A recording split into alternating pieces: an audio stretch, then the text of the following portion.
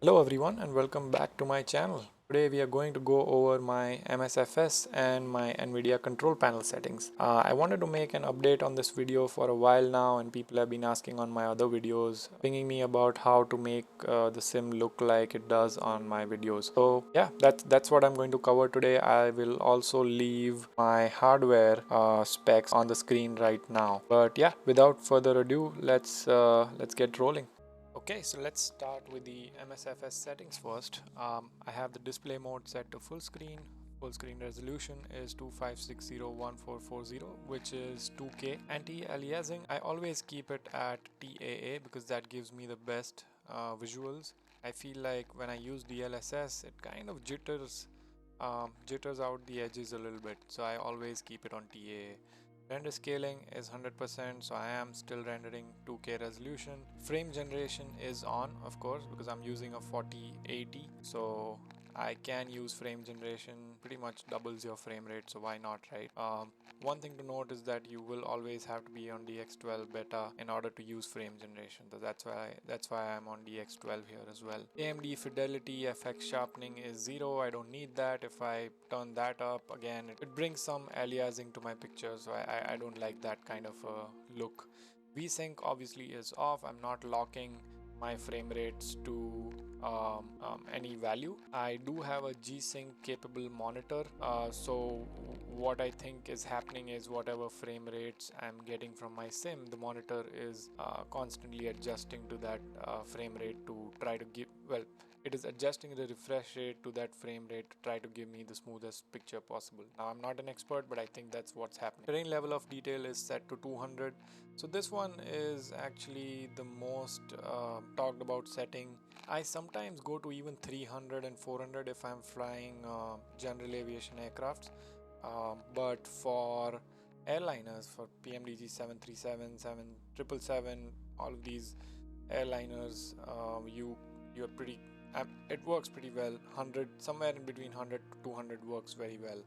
And I was just spawned in with the 777 at KSFO, and 200 works just fine. If you see that some area is really crowded and it's hitting your performance quite a bit, if you check that your CPU limited, this will be the first setting that you should turn down in order to get some more performance out of it. I have done a specific video on how much terrain level of detail covers what kind of distance in sim, so if you want you can check it out. You can check that video out on my channel as well. Off-screen terrain pre-caching, I have set this to ultra because I feel like this gives the smoothness to the sim. If I keep this to off or low setting, it causes a lot of stutters when I'm panning around. So yeah, this one definitely ultra has been my go-to setting even for low-end graphic card when I had a GTX 1080. Terrain vector data is all of these are all set to ultra. I don't need to go over each of them. But again, if you have a mid-range system, you might want to tone these down to either high or medium. And terrain level of detail, minimum at least have 100. 100 looks really good. Anything above 100 is only if you have the firepower. Objects level of detail is set to 100 because that's good enough. I don't need any visual quality on the objects beyond a certain distance because I'm not looking that far, so I think that's good enough. Volumetric clouds are set to ultra because that's, even if you have a low end system, ultra is going to look the best. Terrain level of detail of 100 and volumetric clouds of ultra is a necessity for the sim to look good. All these other settings you can turn them down a little bit if you want to get some performance out of it. Texture resolution is set to ultra because I can. If you have a mid-range GPU, then you might want to turn this down to high. Medium kind of makes everything really blurry, so I don't go to medium, but high should be just fine. Anisotropic filtering, this is the setting that will affect the aliasing on your taxiway markings, runway markings and stuff like that. So if you have this turned down, you're going to see that the taxiway and runway markings are very aliased and jittery, which I hate. So I always turn this to the highest possible setting, which is 16x, and I think this was fine at 16x even on my low end system, so you should be fine with 16x. Texture super sampling is set to 8x8. Let me see if there was any higher. Yeah, 8x8 is the max, so I think that's what I've set it to. Texture synthesis can be ultra. I think water waves, this one for some reason has been a hitter for me in terms of frames if I push it too high. So I always leave it to medium because I don't like how the water looks on high anyway. So that's set to medium. Shadow maps are set to 4096. This is set in users.cfg. I'm sure there are a ton of tutorials on how to find your users.cfg and set this to 4K, but this affects how my shadows look quite a bit, and I really like the sharpness that 4096 brings to the shadow maps. Terrain maps 2048, that's just good enough. I don't need anything better than that. Contact shadows, windshield effects, and ambient occlusion, everything is set to ultra. But again, most of you guys won't be GPU limited, so you should not be backing down on these unless you see the proof that you're GPU limited. Ray marged reflections, all of these again set to ultra. All of these are all GPU bound kind of settings. So if you see that you're GPU limited, only then you would turn these down. Otherwise, just crank them up as much as possible. You'll be just fine. I pretty much had all of these on ultra even when I was using a low end graphic card. It's just that the sim is so CPU bound that mostly you will only be affected by these top settings, mainly terrain level of detail, object level of detail, these two, and yeah, mainly it's these two that will affect your sim, since right now it's very CPU bound for most of us, for all of us I would say. Bloom, I set it to off because if you're using Bloom with DX12, you'll see this weird flickering happening, screen flickering happening if you use Bloom on DX12. But yeah, apart from that, that's what my settings are. When you look at traffic settings, I have set the vehicle density, aircraft density, and worker density down to 1. I can turn them up to maybe like 5 or something, and that will still not affect my performance. But I've seen that if I go anywhere above 10 or 20, that's when I start seeing some impact on performance. But anyway, you can tweak these and see what number is the best for you, but I think for me 5 to 10 is just good enough. Same for leisure boats, road vehicles, ships and ferries, and fauna density, all of them is set to 5. For my data connection settings, I do have a rolling cache created of 50 GB. I have tested with rolling cache on and without rolling cache on, and for some reason I do get micro stutters if I don't have rolling cache on. What essentially this is doing is just saving all the data in case you fly again. It's easier to download that data from local files compared to streaming it from the internet, and I've seen some micro stutters going on when I fly without rolling cache. So I put it to 50 because I have the space, I have the sim installed on the SSD. When you have a new sim version or something, make sure you're clearing this and re-downloading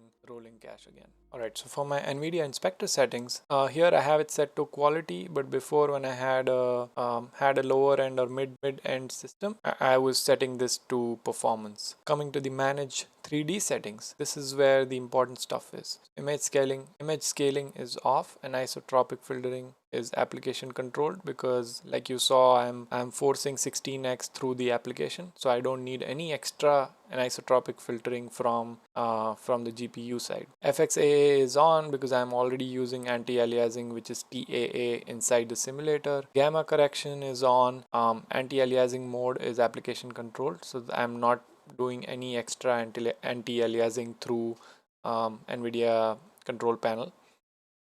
Global setting is set to 4x, but again this doesn't matter because my mode is set to application controlled, so that looks fine. Transparency settings are off. Background application max frame rate is off. I'm not limiting any frames. The background application, you can do that actually, but I have enough bandwidth to run multiple applications with highest possible frame rate, so that is fine. Low latency mode is off. Max frame rate, I'm not locking any frame rate, so that is off as well.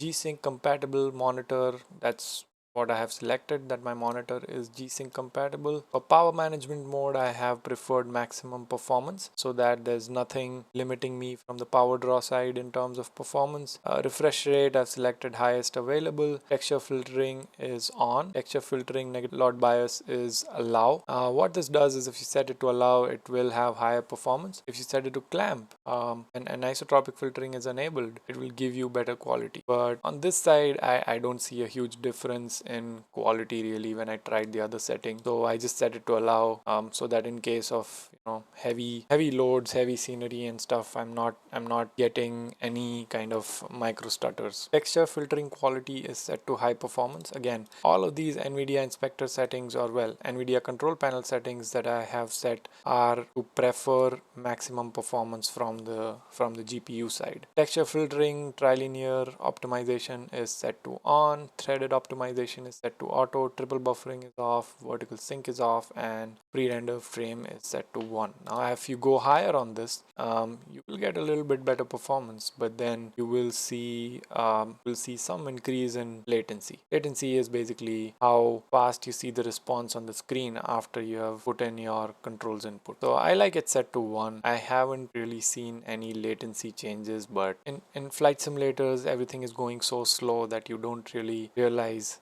this latency issue. But I still, to be safe, just stay at 1 on that. And then Vulkan or OpenGL present method, I just set it to auto and let it select whichever one it wants to. Okay, and now going to the desktop color settings, I have it all set to the default values because I control the way my sim looks through Nvidia game filter, and I have made a separate video of that, which I will leave a link to it on the top right corner right now. But yeah, that's pretty much it for my Nvidia control panel settings, and I will see you in the next video. A lot of videos are coming up this next week, so stay tuned on this channel.